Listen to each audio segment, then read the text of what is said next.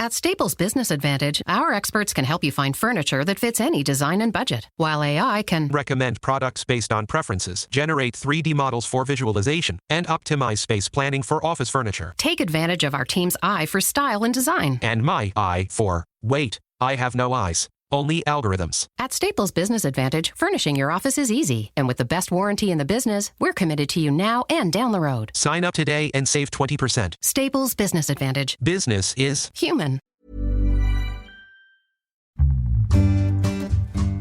Stocks for beginners. Once a theme is widely accepted and an ETF company has launched an ETF off of that theme, the expectations are generally very, very positive. And what's going to drive those stock returns in the future is not how a company does absolutely, but how they do in comparison to those expectations. Hi, and welcome back to Stocks for Beginners. I'm Phil Muscatello. ETFs are a great way to access diversified portfolios of stocks across many asset classes. Beginners will often start with an S&P 500 or NASDAQ ETF, or even an ETF that will let you buy in all of the major stock markets across the planet. However, there can be a dark side. Joining me today to explain this is Mark LaMonica from Morningstar. Hi there, Mark. Hi, thanks for having me. Thank you very much for joining me for this. Now, let's start by talking about the investment industry and how ETFs are really set up. What's it like in the sausage factory? Yeah, absolutely. I mean, there is obviously a lot of minutia and different service providers that you do need to deal with if you're setting up an ETF. But for an established financial services company that has existing ETFs, it's not that hard to set up a new one. So you already have relationships with all the different service providers, with authorized participants who really facilitate the creation of those ETF units. So all you really need to do is find an index that you want to track if you have a passively managed ETF, and sign a contract with that index provider, and away you go. That's an interesting thing as well. I really like looking into all the nooks and crannies of the industry. And I actually spoke to someone from Singapore Stock Exchange who that's all he does. He provides for S&P 500. He makes and creates indices. And they actually get paid, don't they, by the ETF providers. So they actually have something solid to track. That's the way it works, isn't it?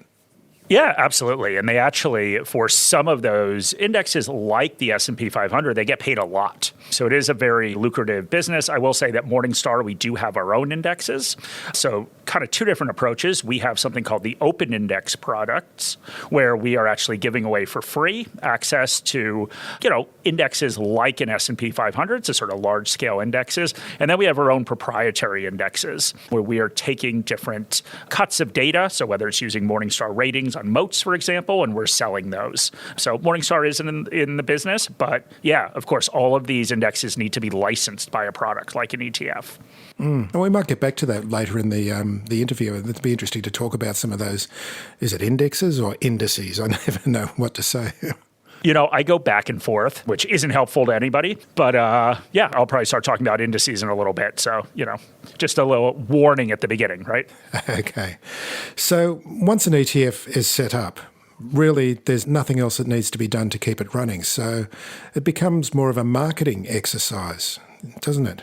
Yeah, no, absolutely. And, I think with any product, and of course any financial product, you need to think a little bit about how the companies are actually making money. So with ETFs, it's pretty simple, right? They are charging a fee. That fee is on assets that are in the ETF. So you'll often see them quoted as a percentage fee. So what do they want? They want more money in that ETF. So they want investor inflows. They want to grow those assets under management. And that's how they make more money. And, a lot with ETFs, there is, really sort of a fixed cost. And so what you want to do is grow a big enough pool of money in that ETF to start making money yourself. So yeah, it really is a marketing exercise. And of course, marketing is really important. And thematic ETFs are a big part of the marketing, aren't they? They are. So, a thematic ETF generally will cover a very narrow part of the market. And, what it's supposed to do is really take advantage of a narrative that's resonating with investors. And that, of course, is where the marketing comes in, right? If you have this narrative, it makes it a lot easier to go out there and sell. And that's nothing new, right? Sort of this notion of a compelling narrative has been around since, the South Sea bubble. Investors like stories. We all like stories with everything. And so if you have a story about something, it makes it, much easier to market. So ETF companies really like thematic ETFs. One of the examples at the moment, of course, are ESG funds. They're becoming so popular because it's seen to be something that young people are very interested in, to be seen to be doing something valuable with their investing as well.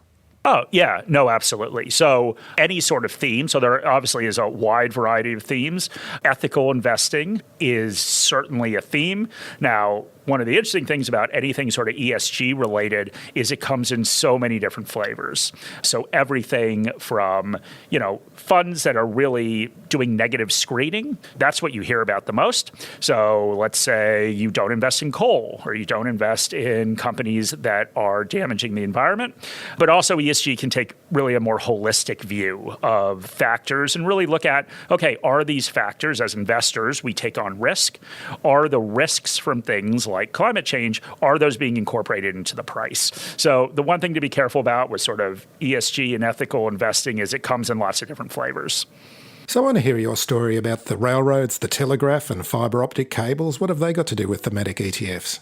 Yeah, no, absolutely. So, once again, obviously there were not ETFs in what I'm about to talk about. There are not ETFs around at the time, but it is important to note, as I said a couple minutes ago at the South Sea bubble, that there are certainly these compelling narratives that have always attracted investors. And if ETFs had been around at that time, they would have been marketed as such. Exactly. So, I think if we look at railroads, telegraphs, and fiber optic cables, the interesting lesson that this has for thematic ETF investors is all of them transform the world. They had really profound impacts on the ways that we all, or people back when this happened, lived their lives.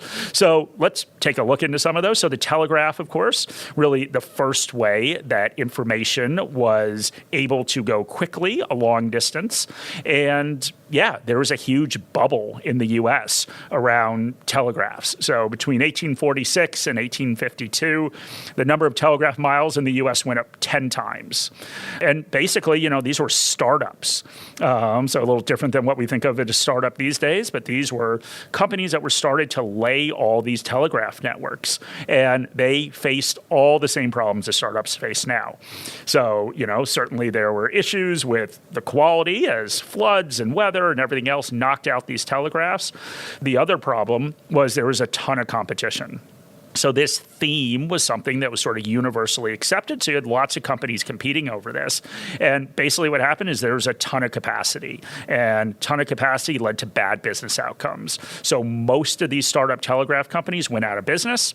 And the ones that stayed around couldn't charge a lot because it turns out that one telegraph is just as good as the other one. So companies that were using telegraphs and people that were using telegraphs could shop around. So not a great situation for investors. Very, very similar with railroads. Same thing. Just before we get onto the railroads, I just wanted to say there is a book that came out, most probably a decade or so ago, called The Victorian Internet, which was the story of the telegraph industry. And there's parallels, isn't there, between the telegraph industry and the early days of the internet? I mean, is AOL still around? Yeah, exactly. Oh, that's interesting. I'll have to pick up that book. Anyway, so let's go on and we'll have a talk about the railroads now. Yeah, I mean, railroads pretty similar. So, both in the U.S. and the U.K., the countries took, pretty similar approaches, letting private companies fund these giant railroad networks. So once again, lots of investment, lots of different competition. And at the end of the day, the railroads didn't do very well. So in the U.S. in 1894, there was a railroad crash where a quarter of railroad companies went out of business. But like the telegraph, the beneficiaries of this profound change in transportation, the beneficiaries were actually other companies. And so this is around the time that Sears Roebuck started, Montgomery Ward. So all of a sudden, these companies were shipping, mail order products across the country. And at the same time that Procter & Gamble, Coca-Cola, companies that we still hear about today, they became national companies because they could take advantage of, once again, these very, very cheap railroad rates to ship things all around the country. So it's just an example, and we'll do the last example, something that actually occurred in more people's lifetime, like my own. The last example, if we look at fiber optic cables. So late 90s, right, the internet's starting up. What do we need? What infrastructure do we need? We need to lay cable so that we can, of course, have all these high-speed networks that we all take for granted now. So companies like Global Crossing, WorldCom, they invested $30 billion. They built out 90 million miles of fiber optic cable. And in 2001, along with the dot-com bubble bursting, this burst as well. And at the time, amazingly enough, 5% of everything, all these cables that they put all around the world were being used. So huge oversupply. And so these companies went out of business, but we're all seeing the benefit now, right? Google, YouTube, Facebook, all these business models that are reliant on the ability to deliver data around the world are based off of this. And, I think the point and why this ties in with thematic ETFs is they're all examples where the theme was correct. So the internet was going to change the world. Railroads were going to change transportation and shipping. But the question is, who is the beneficiary? And we always get in these situations where we don't know. Is the beneficiary the company that is, in this case, laying the fiber optic cable, or the railroads? Or is the beneficiary consumers or other companies that use these networks to build out a business? So that's just something that's important to be mindful of with thematic ETFs, is we don't really know who the beneficiary is going to be. At Staples Business Advantage, our experts can help you find furniture that fits any design and budget, while AI can recommend products based on preferences, generate 3D models for visualization, and optimize space planning for office furniture. take advantage of our team's eye for style and design. And my eye for, wait, I have no eyes. Only algorithms. Let Staples Business Advantage use today's latest innovations plus our team's experience to make furnishing an office space easier for you. Sign up today and save 20%. Staples Business Advantage. Business is human.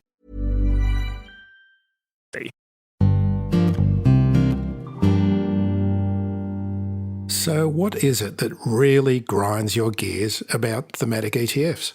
Yeah, I mean, listen, this is the whole thing, that once a thematic ETF comes out, it is introduced by a company because this theme is quote unquote obvious and resonates with consumers. But if we put our investor hat on, we need to start thinking through, okay, how can I profit from a theme as an investor? So 3 things need to happen. So the theme needs to unfold as expected. So there are countless themes, right, that just don't actually play out. So the theme needs to unfold as expected. The companies that are actually in that ETF have to profit from this theme. Just like if there was a railroad ETF or an ETF that had WorldCom and Global Crossing in it, you would not have done well as an investor, even though, the theme played out. And then kind of the third thing is that, these companies need to translate into attractive stock returns. And that's a huge problem because if we think about what are we doing as investors? We are looking at the future. So we benefit from what happens to a company in the future, the cash flows that that company generates. Now, the problem is that a lot of this has to do with valuation. So if the expectations of the market, so market prices, so whether we want to talk about the price of an individual company or the price of an index, those market prices are what investor expectations are in the future, right? It's basically the consensus of those investor expectations. So once again, once a theme is widely accepted and an ETF company has launched an ETF off of that theme, the expectations are generally very, very positive. And what's going to drive those stock returns in the future is not how a company does absolutely, but how they do in comparison to those expectations. So, a simple example is obviously in 2020, Tesla performed amazingly. So what matters to me, if I was a shareholder of Tesla right now, what would matter to me is not how they do on an absolute basis, but how they do versus those expectations. So let's say they sell twice as many cars next year. That's great. Like if you were Ford, you would be over the moon if you could do that. But if the whole market thinks that they're going to sell 3 times as many cars, chances are that's going to be a pretty poor investment return. So I guess that's really my biggest problem. The whole thing that makes these great to market is the thing that also makes them potentially really poor investments just because of those expectations. But surely some companies will profit from the growth of a theme. Doesn't a thematic ETF provide a convenient catch-all? And, you might be able to snag at least 1 or 2 great companies in that overall ETF? Yeah, I mean, hey, maybe. Yeah, you're right. Somebody's probably going to profit from this theme if it's a company that's directly involved in this theme and would be captured in the thematic ETF. That could be a good thing. The problem is that in many, and sort of how we've seen, if we look at the internet, for example, and this is a simplistic example, but if there was a social media ETF that had MySpace and Facebook in it, so things went pretty well for Facebook, and I know MySpace was eventually purchased, but, basically went away. So in that case, if we have more of a winner-take-all market, as an investor that's investing in this wide basket of related securities, you're going to have a lot of losers to capture that one winner. There could also be problems with the durability of ETFs as well. What is the history of ETFs and how many have survived? Yeah. So we actually, Morningstar, did a thematic funds landscape report and went back and, of course, examined this very question. And so basically, if we go back and we looked over the past 30 years, so thematic ETFs are not new, and sort of thematic-based investments are not new, 30% of them went away. So they're no longer around. And, that's a pretty poor number at the end of the day. So why were they closed? Well, because either the theme failed, from a business standpoint, the theme failed to attract capital, which generally means there were either poor returns or no inflows. So all those things, of course, the theme going poorly or poor returns are going to drive investors away, and they were closed. So tell us about your least favorite thematic ETFs, Mark. Okay, so one thing to remember, we talked about indexes or indices, whatever we decide to use at the beginning. So, you use, of course, a classy example, right? The S&P 500, which is the most invested and followed index in the world. Now, that is the 500 largest stocks in the U.S. Well, there are different kind of indexes that are created specifically for things like these thematic ETFs. And I think one of the most ridiculous ones is something called the FANG Plus Index. So the FANG Plus Index, I'll get into what it tracks in a second, but there is ETFs that are put out by microsectors that track this index. And interestingly enough, they have ETFs that track the index on sort of a one-to-one basis. So basically you are getting the return of the index. And then they've got leverage built into there too, where you can get 2 or 3 times the index performance, both up and down. So let's talk about what this index is, because at the end of the day, obviously that's what the ETF is. And, I'll quote what they say. It is made up of FANG-related securities. Like, I don't know what that means. They're obviously looking at companies like, Facebook and Amazon and Netflix and Google, but I don't know what a FANG-related security actually is. Probably neither do they. And they have a governance committee. And the criteria they use to pick what goes into this ETF is, and I'll quote now, highly traded growth stocks of technology and tech-enabled companies in the technology, media, and communications and consumer discretionary sector. So basically, highly traded, that means popular, if we translate that into English. So popular stocks in all sorts of different sectors that are popular with investors, right? So technology and tech-enabled companies. Every company in the world is tech-enabled right now. Every company uses computers. So I don't really know what that means. And so basically they're looking for expensive and popular stocks. At the end of the day. And it's plus, so it must be really good then. Oh, yeah, exactly.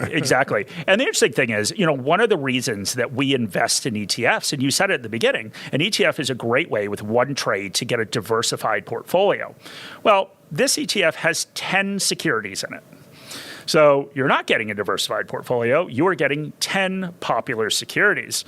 And one of the other things, and I know this is a little wonkish, but one of the other things is this ETF, so you put equal weight into each of these 10 securities, and it rebalances quarterly. So what that basically means is they sell the winners and they buy the losers to get it balanced back so that they all have the same amount in there. Now, the problem with this is, as an investor, is I get those capital gains. So I have to pay taxes on this. So this ETF had a huge distribution. And, I've read on different message boards that people are excited about this. Oh, we got this huge, people call them dividends, right? Got this huge dividend that's really good. I'm making income. It's not income. It is capital gains that are being distributed to you. And the ETF is set up to do this. In an up market, you're always going to get these huge quarterly distributions that are capital gains. So, yeah, I would say this ETF is not exactly my favorite. And it's got leverage involved in it as well. Yeah. There is an option without leverage. Oh, okay. But then, of course, you can go 2 or 3 times leverage, getting 2 or 3 times the return. Wow. And so people don't even understand what that means. They're most probably looking at the plus thinking, oh, this is great. Yeah, no, exactly. And it's double thumbs up. And it's done very well. Like, I will say that. It has very strong returns. And, of course, strong returns attract investor capital. The problem is, of course, in my opinion, is the stuff that's been going on in the market right now. The market's just gone straight up and has been performing very, very well. And that's when this stuff looks attractive. But, there's a price to earnings ratio of close to 48, which is very high for the securities in here. So, yeah, I just worry that, at the top of the market, and, I'm certainly not smart enough to call a top of the market, but the same thing happens at the top of every market. All this investor money rushes in and generally gets burned when the market falls. Just wanted to explore just that little point there that you made about the reweighting every quarter. Is that because the most successful companies in the portfolio are suddenly maybe, instead of being 10%, they're 12, 15, 18%. So you have to get rid of some of that to bring it back down to 10%. And then buy more of the less successful companies. Exactly. Doesn't sound good. Yeah. Generally, the way an index works. So if we go back to the S&P 500, the S&P 500 is a market cap weighted index. So the weightings in that index are based on how big the company is, and how big the company is measured by shares times the price. Now, over time, if the same company is more and more successful, and we've seen this with a lot of tech companies, they will make up a bigger portion of the index. But there isn't any rebalancing that happens. So if a company drops out of the index, of course, the index has to sell it and buy something else. But generally, you're not going to have all that much activity around new companies coming in and going out. In this ETF, it is an equal weighted ETF. So just as you said, if one company does really, really well over the course of a quarter, and it's now 15% of the index, you have to sell it off to get that equal weighted again. And they almost have to do this because it's a 10 stock index. I mean, they can't get to a point where if one company did really well, it makes up 60, 70% of the index. So they're rebalancing. But the problem is, as investors, that rebalancing is not free, right? We pay capital gains tax on that rebalancing. So is there any place in an investor's portfolio for thematic ETFs? Yeah, I mean, listen, our viewpoint at Morningstar is these should not be core parts of investors' portfolios. So yes, certainly if there is a little bit you want to dabble with on something more speculative, maybe this has a place, depending upon, of course, your financial goals and what you're trying to accomplish. But, I think taking a step back, investing is not supposed to be exciting. I know we're, certainly on a podcast talking about investing, but yeah, it's just not supposed to be that exciting. It's generally safer for people to take a step back and watch these developments from the sidelines and buy something more diversified. So we use the example of the S&P 500. That's an example of something obviously a lot more diversified. So, chasing around these new investment areas that are more speculative in nature hasn't generally worked out for most investors. So I think you should be very careful about these. What products does Morningstar offer for new investors, and especially in the ETF space, and making sensible decisions about purchasing ETFs? Yeah, absolutely. So the first thing I would say is you can go to Morningstar.com. We have a lot of articles on there, and they are free to access. So certainly you can read commentary from our editorial team talking about all types of investments, including ETFs. There's a good learn section on there, so you can go learn a little bit more about investing. We also have a subscription product called Morningstar Premium. So basically you pay an annual subscription fee, and you get access to our research. So Morningstar covers ETFs and funds as well as individual shares. So you can read what our analysts think about that and see the different ratings we have on different ETFs if that's what you're interested in. Mark LaMonica, thank you so much for joining me today. Great. Thank you very much. If you found this podcast helpful, please tell a friend, especially if it's someone who needs to start thinking about investing for their future. You'll be helping them and helping me to keep this show on the road. Stocks for Beginners is for information and educational purposes only. It isn't financial advice, and you shouldn't buy or sell any investments based on what you've heard here. Any opinion or commentary is the view of the speaker only, not Stocks for Beginners. This podcast doesn't replace professional advice regarding your personal financial needs, circumstances, or current situation. And thank you for listening to my podcast.